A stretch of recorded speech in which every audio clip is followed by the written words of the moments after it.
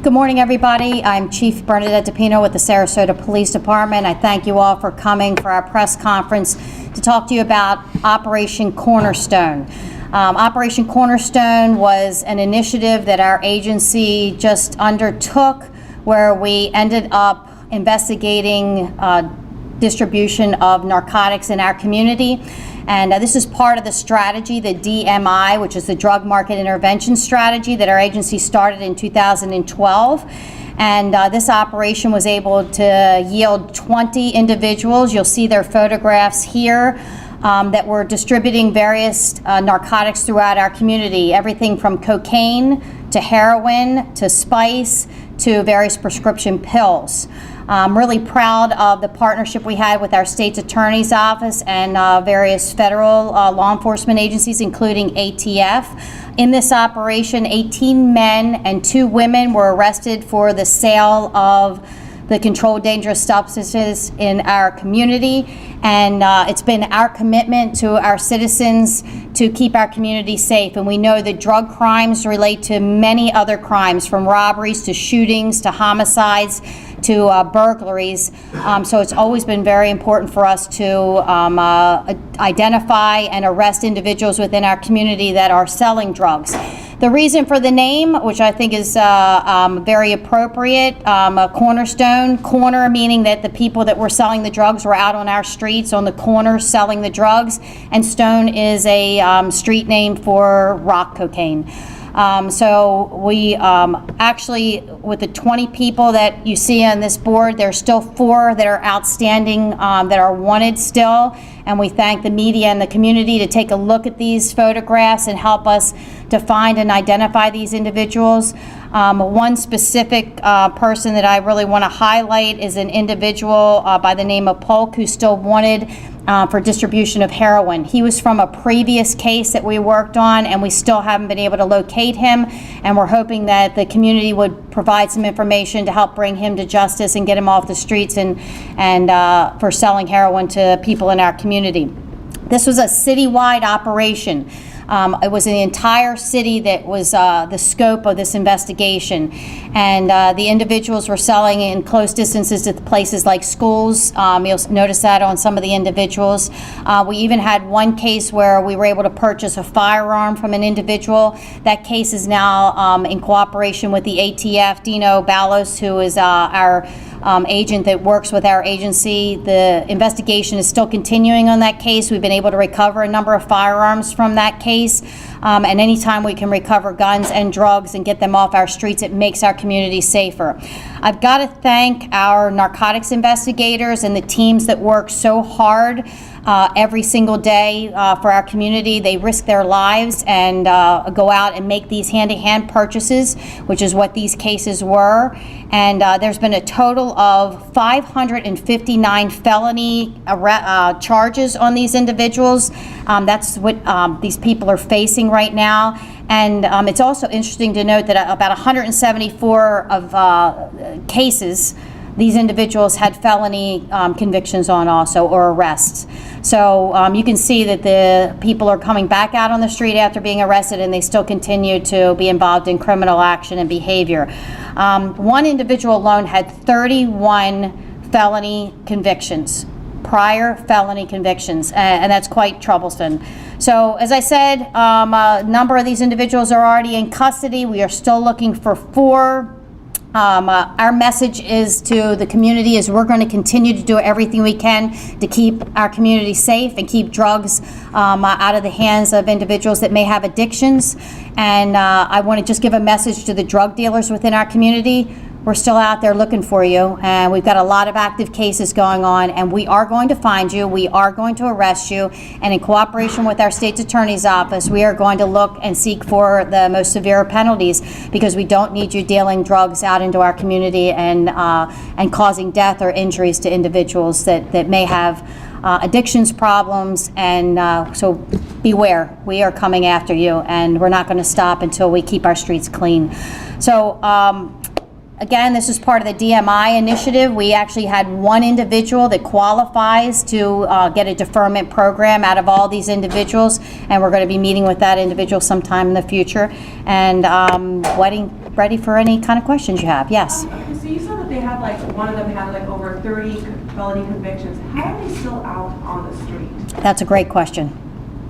I can't give you a response. I just know that that's how many people, how many times one of the individuals was arrested, and they had 31 prior convictions. It's troubling, and I think the community is going to be troubling when they hear that also. And that's why I'm really proud of the efforts of our officers to be able to identify who these individuals were.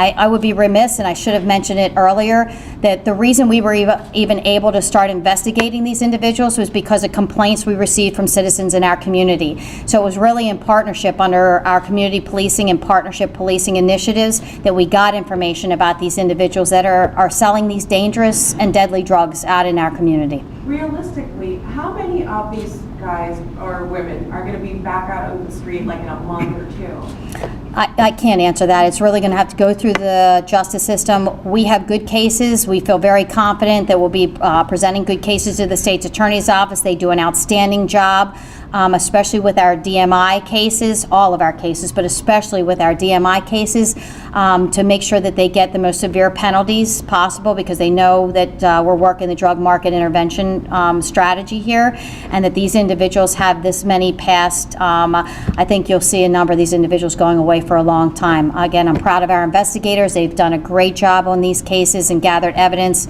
and I'm especially happy with the cases where we're getting guns off the street, which ultimately leaves our community safer. Chief, talk about how bold some of these crooks were. I'm seeing some of them sold near churches, near schools. These are some pretty bad guys. Tell us about kind of how bold these folks were.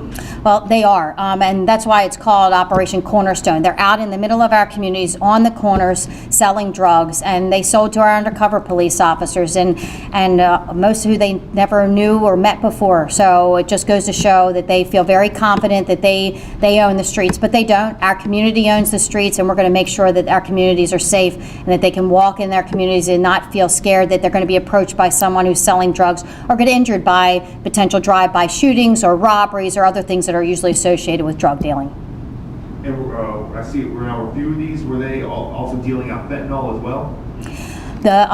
The one case was the heroin case. The other ones where it's the controlled substances was spice and prescription pills. During the duration of this operation, have you seen a decrease in these open air type of dealers? Are they starting to get the message that you're coming for? You know, unfortunately, what I'm seeing over the last 5 years that I've been here is we hit these cases and we get a number of individuals arrested, and then for a period of time, things quiet down in the communities. The drug dealers don't come out, or they kind of go underground because they know that the police are out there and a number of arrests have been made. And then slowly it drums back up. And unfortunately, that's economics issues, that's a societal issue, there's an addictions issue. There's a lot of reasons why people are selling drugs and buying drugs. And that's why we really like this drug market intervention, because it gives people an opportunity not to go to jail and change their life and be embraced by the community. The unfortunate thing in this case is we only had one person out of this group that qualified, because if you look at the list and you see the number of people that have felony convictions in the past, and some of them are violent crimes, they just don't qualify for the drug market intervention.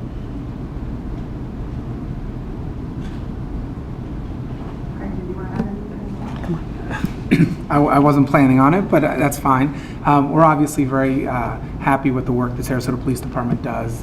Over the years, to answer one of the questions about somebody that has that many felonies, unfortunately, I don't know what the charges are at this point, but I could tell you this: when we get DMI cases, when they make the good cases and send them to our office, we aggressively prosecute them, ask for major prison time, more than the minimum mandatories of 3 years or whatever. Typically, we ask for a significant amount. Sometimes the cases aren't as strong in other types of cases, but in the DMI cases, we are usually successful in getting long prison sentences. So I hope we won't see these folks for quite a while selling drugs in the streets of Sarasota. I think it's important to note that some of our previous DMI cases were held in North Sarasota. This was citywide. This was all over the city of Sarasota, and I think that really something that you should pay attention to, because it shows that we are working with our whole community to keep drugs out of our city. And again, we're going to be aggressively going after any other drug dealers. We've got other cases and I just recommend to the drug dealers out there, we are going to find you. So you need to stop. You need to stop dealing the drugs in our city. We're not going to stop coming after you. You're putting our children, our communities, our families in danger, and we're not going to stop until we get as many people to stop dealing drugs in our community as we possibly can. And we thank the citizens in our community for cooperating with us. Please continue to feed us information. You can remain anonymous. Please keep those tips coming in. That's the only way we can survive in law enforcement, is with the cooperation from our community. Again, I'd like to thank our state's attorney's office for their commitment to our DMI program. They do an outstanding job in partnering with us on this. And my last compliment will go to my criminal investigation division, our narcotics section, and our street crimes unit. They have worked so hard and tirelessly on these cases, and they have such a dedication and commitment. I'm proud of them.